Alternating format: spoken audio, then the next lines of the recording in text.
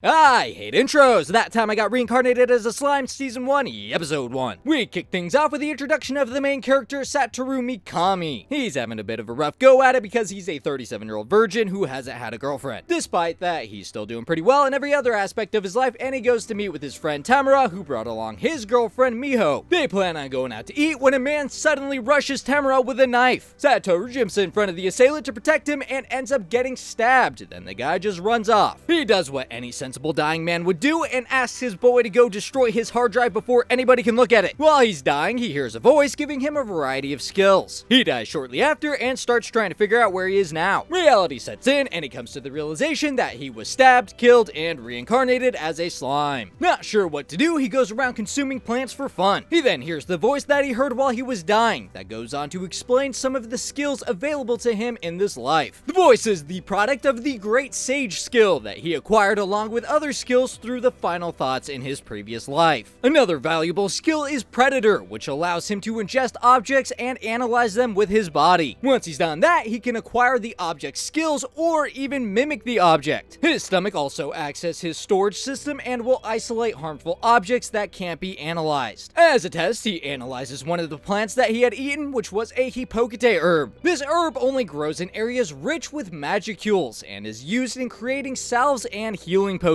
Magicules are the building blocks of life in all magical beings. With his new knowledge, he uses the Hippocate herbs that he had gathered to create and stock up on healing potions. He also gathers Magistone ore, since it's considered valuable and might come in handy later. While running around collecting materials, he comes across the dragon. When the dragon learns that he's blind, he offers to give him sight in exchange for him not being scared when he sees him and coming back to visit him. After receiving the sight, we officially meet Veldora the Storm Dragon, which is one of only 4 true dragons that exist in this world. While talking, he tells Veldora that he was reincarnated. People have traveled from other worlds before and are known as otherworlders, supposedly possessing special abilities, although he is the first one to do it through reincarnation. We then get the story of how Veldora was sealed away 300 years ago. After doing some dragon things and attacking a town, a hero blessed with divine protection had defeated him with her unique skill, Absolute Severance. Once he was defeated, she uses unlimited imprisonment to seal him away, which is how he wound up here, not being able to leave the cave until the unlimited imprisonment is broken. After talking for a bit, the two become friends, and we get a quick scene of Tamara looking out for his boy and destroying his desktop in the last scene.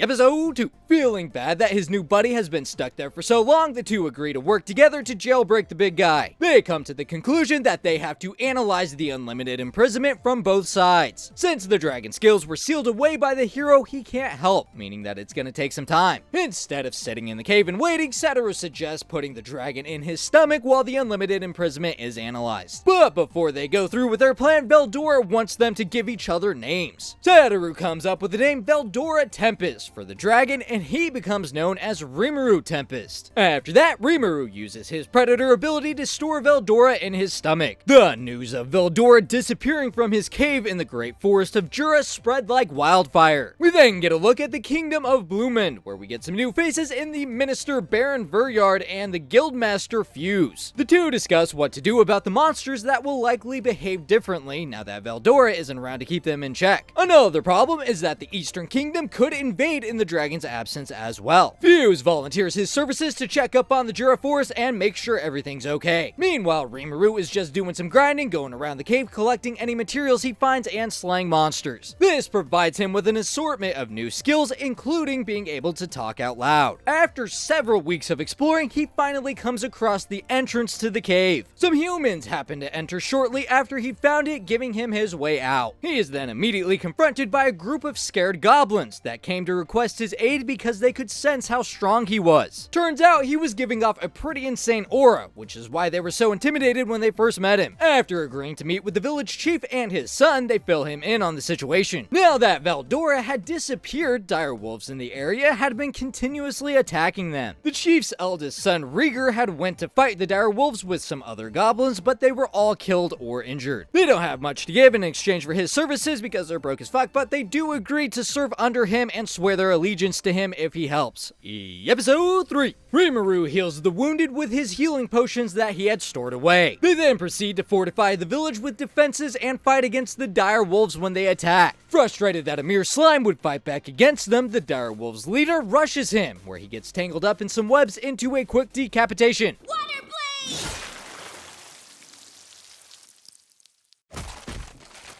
Rimuru goes on to absorb and mimic the leader in order to use his menace skill to deter the other wolves from fighting. This puts an end to the conflict, and the direwolves swear their allegiance to Rimuru also. Not knowing how to address any of his new followers, he decides that he will give them all names. He names the elder Rigurd and his younger son Rieger after their fallen relative. One by one, he names all of the goblins, and next are the direwolves. The son of the direwolves leader is named Ranga. After the name is bestowed, Rimuru gets really weak after using too many magicules and falls unconscious. Turns out giving names uses up magicules, and the reasoning behind that is that when you give a monster a name, it raises their rank and causes it to evolve. Rigurd the Elder is now a buff stud, and Ranga is now way bigger with a unicorn horn on his head. The pack of direwolves all had a shared name with Ranga, allowing them to evolve also. During a meeting, Rimuru declares that Rigurd become the Goblin Lord to govern the village because Rimuru doesn't want it. He assigns everybody jobs, but none of them are proficient at building or making clothes. Rigurd suggests meeting with dwarves who live in Dwargon in order to find a solution to these problems. Episode 4. Rimuru, Ranga, Rigurd, and 2 other goblins head for Dwargon. Another new face in Gapta is accompanying them as their guide since he's been there before. They make great time and arrive after only 3 days. Gapta and Rimuru go into the city by themselves while the others stay behind. Although fighting is forbidden in the city, it's fine outside, so some guys come and antagonize them near the gate. Rimuru uses his menace ability to intimidate them, but it's kind of overkill and terrorizes everybody waiting in line to get into the city. Because of the collateral, they are locked up, and we meet the captain of security, Kaido. After they explain the situation, Kaido seems to be kind of on their side. Another guard runs in and explains that there was an Armosaurus attack in the mine, and some dwarves got hurt. Rimuru jumps on this opportunity to offer up some of his potions. In return for his potions helping the injured, he is set free, and Kaido also offers to introduce him to a skilled blacksmith. The blacksmith turns out to be his older brother in Kaijin. We also meet the 3 brothers that were healed by Rimuru's potion, Dord, Mirrod, and Garm. He goes on to explain that he needs help with construction and making clothes for the goblins, but Kaijin is too busy to help. It's likely they'll be going to war soon, so he's been tasked with making 20 longswords by the end of the week. They're a bit short on the ore necessary to craft the swords, so Rimuru offers up some of his Magistone ore that he had collected during his time in the cave. In exchange, he wants Kaijin to help him hire some artisans that can go to the Goblin village and teach the villagers crafting and construction. After the deal is struck, Rimuru consumes one of the completed swords. This allows him to analyze the sword and create 19 exact copies, completing the order instantly. To celebrate them finishing early, they all go to party with some thick elves, which Rimuru kind of has a fetish for.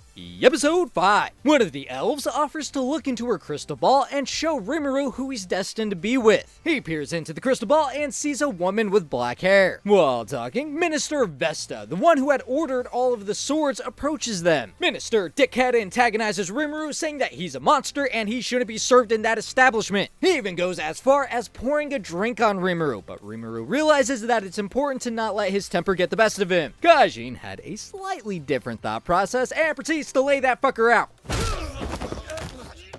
After handling the man-child, he offers to work for Rimuru instead of hiring artisans to help the village. This all sounds good until they get arrested for assaulting the minister. While they're locked up, Kaijin explains that he used to work under this nation's king as a captain back in the palace. Minister Man-Child Dickhead was his subordinate, which he hated since Kaijin was from a peasant family while he was the son of a marquis. Shortly after that, one of Vesta's projects blew up in his face, so he goes on to blame Kaijin, paying soldiers to create false testimonies to make him look at fault. He was forced to quit the force after that, but Vesta still has some sort of grudge against him and makes impossible demands like the sword order. Kaijin's had enough of his shit and is ready to leave the town. The 3 brothers get his back and say that if he's going, then they're going also. Now we jump ahead just a bit to their trial, where we meet King Gazel Dwargo. Their corrupt lawyer was paid off by Vesta to make it look like Kaijin had attacked him for no reason. The king wants to know if Kaijin would be willing to return to his ranks instead of being punished. Kaijin refuses because because he had already promised Rimuru that he would assist them at the village. Since that's the case, him and everybody else are banished for their crimes. They aren't the only ones though, as Vesta gets banished also for ruining the relations with Rimuru after he was so kind to offer up his extremely rare healing potions. After they're exiled, we see the king tasking somebody to keep an eye on Rimuru in the last scene. Episode 6. We see Fuse meeting with the 3 adventurers that let Rimuru out of the cave in episode 1. There is the fighter Cabal, the sorcerer Eren, and the thief Guido. They were sent out to investigate the disappearance of Veldora. Now their next mission is to go back into the forest of Jura and investigate the monster activity there. Before they leave, they meet a masked woman named Shizu, who requests to accompany them since she was heading that way also. When Rimuru returns to the village, he finds that other goblins had come from different villages seeking his protection also. He lets them all in, and with the help of the dwarves, they rapidly take steps towards improving the village. Back to Shizu and the others, who get attacked by some ants while in the forest. She's a bit of a badass though, being able to fight most of them off, but nearly dies to one of them, forcing Rimuru to step in with his black lightning power to save her.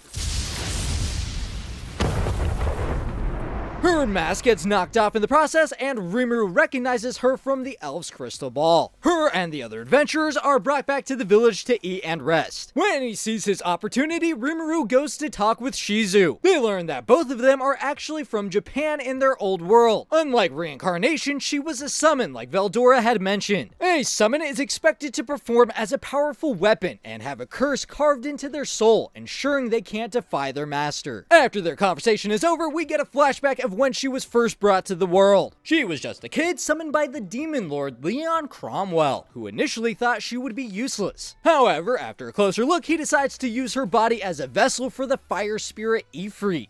Episode 7. Ifrit can take control of her body and use his fire powers whenever he wishes. While she was being raised, Shizu had a friend that was looking after a stray monster. The dumb friend thought it'd be okay to bring the stray monster back to the castle. The monster then has a hostile reaction when it sees Cromwell, and Ifrit identifies it as a threat, so he kills it along with her friend.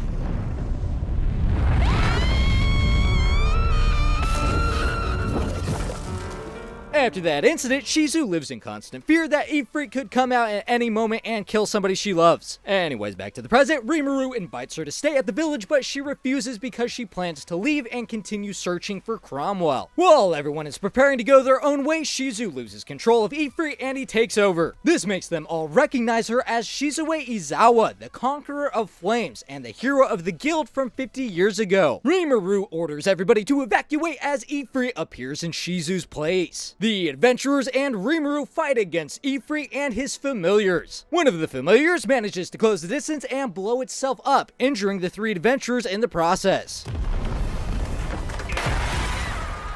Ranga is ordered to get the adventurers to safety while Rimuru deals with Ifrit. The fight is a bit lopsided because Rimuru is immune to fire damage. This allows him to use his predator ability to purge Ifrit from Shizu. We then see that Ifrit is stuck with Veldora, who wants to fight him in Rimuru's place. Episode 8. When Shizu regains consciousness, she tells Rimuru about her time spent in this world. There was a battle that forced the demon lord to abandon his castle, and he left Shizu behind as the rear guard. She fights with the same hero that had defeated Veldora, and realizes that she can't win. During the fight, the two ended up talking, and the hero learned the truth of how Shizu got there and decided to take her in. They traveled around together, and she taught Shizu magic, but then one day, without any warning or reason, she disappeared. After that, Shizu became a hero also, but as she got older, Ifrit was getting harder to control. Instead of fighting, she decided to become a teacher and taught other worlders that had arrived in that world. After a while, she decided to set out on a new quest to find Cromwell, which is when she ran into the 3 adventurers. Knowing that her life is coming to an end, she requests that Rimuru consume her body and take up her goal of finding Cromwell. He gets emotional or whatever, but now he can take on human form. The 3 adventurers need to be on their way, but before they go, Rimuru hooks them up with some new threads thanks to the help of the dwarves. Hop on over to a pig boy struggling in the heat and on his last legs. Just before he dies, he comes across a man named Galmude, who offers to give the pig boy a name and food in the last scene.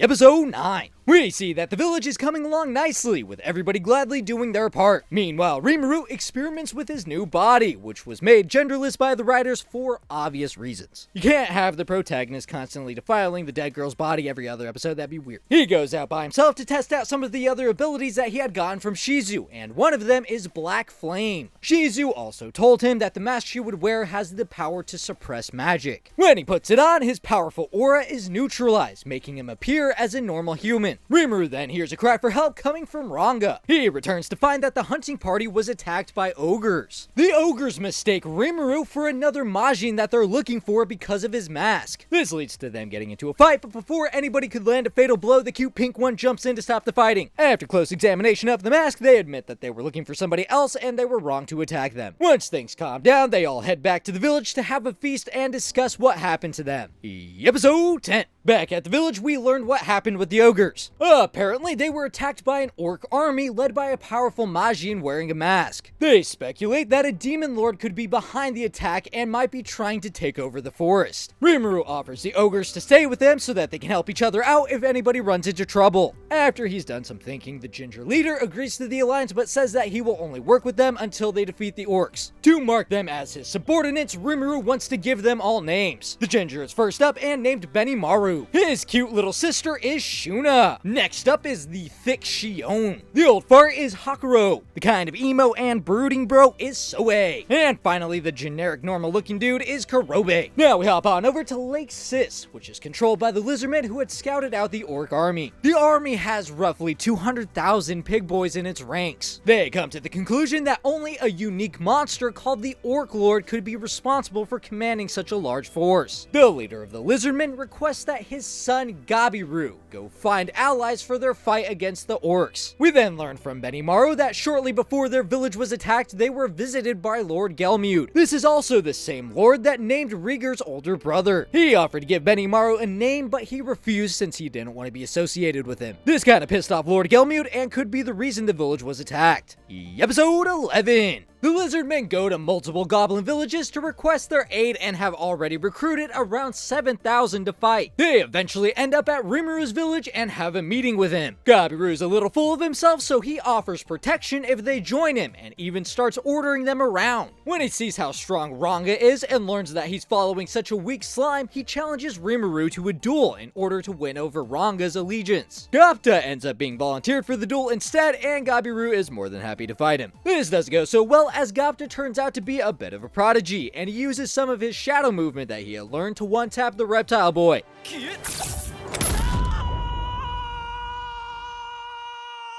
Another cutie chant shows up in the dryad named Trainee, who's requesting an alliance with Rimuru. In the last scene, we learned that the reason she had called the meeting is to ask Rimuru to defeat the Orc Lord. Episode 12. The dryad can't confirm the existence of the Orc Lord because they know everything going on in the forest. We also learned that the Orc Lord has a unique skill called Starve. This means that the orcs have an insatiable hunger and will march on devouring everything in their path, with feeding on the dead and gaining power being their only goals. In the end, Rimuru decides that it'd probably be best to work with the lizardmen, so he sends Soe to meet with the chief. Over to Gabiru and the reptile boys, who are visited by a new face in Laplace, a messenger from Lord Gelmud. He is able to convince Gabiru to take over the throne because his old man isn't cut out for dealing with the Orc Lord. Meanwhile, Soe arrives to meet with the chief in order to request an alliance with the lizardmen. The lizardmen are hesitant, so they will agree to an alliance once they have met with Rimuru. The chief orders the lizardmen to stand down for 7 days until Rimuru arrives. 4 days in, they start having run-ins with the pig boys. This cues the return of Gabiru, who is informed on the current state of things. He isn't happy with these defensive tactics and feels that they should be out fighting the orcs, so him and his men overthrow the chief. While the chief and his followers are imprisoned, Gabiru and the lizardmen go to fight the orcs in their marshland. Gabiru actually turns out to be a decent strategist, and it seems like it's going well. The only downside is that he didn't know that the orcs have the ability to power up by eating their own dead. I'm gonna be doing part 2, and you can find that on the left side whenever I'm finished with it, or you can check out all that time I got reincarnated as a slime recaps in the playlist on the right side. You can also find the links in the description below, and the only thing I hate more than intros is outros.